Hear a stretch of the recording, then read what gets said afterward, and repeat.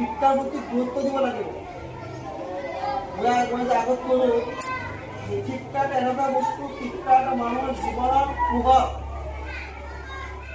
যেনেকুৱা মানুহে ৰাতি টৰ্চ লাইট লৈকে কি কৰে, ঘূৰা ফুৰা কৰে, যাতে মানুহে ভালকৈ যাব পাৰে অন্ধকাৰত, ৰাস্তা বেয়া আছে নে কি আছে, কি টৰ্চ লাইটে গম পাই দিয়ে।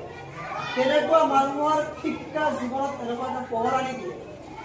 তেনেকুৱা শিক্ষা এটা মানুহৰ জীৱনত পোহৰ আনি দিয়ে। তুমি সমাজত কেনেকৈ চলিবা, তুমি কেনেকুৱা চলিবা, কিভাবে তুমি চলিবা, তোমাৰ ভৱিষ্যত কেনেকুৱা হ'ব, এইটো শিক্ষাই তোমাক কি কৰিব, ডিচাইড কৰি দিব। সেইকাৰণে শিক্ষা থাকিলে তোমাৰ জীৱন সুন্দৰ হ'ব। শিক্ষাবিহীন তোমাৰ জীৱন অন্ধকাৰ, শিক্ষাবিহীন সমাজ অন্ধকাৰ, শিক্ষাবিহীন এটা জাতি অন্ধকাৰ। বুজাইছা?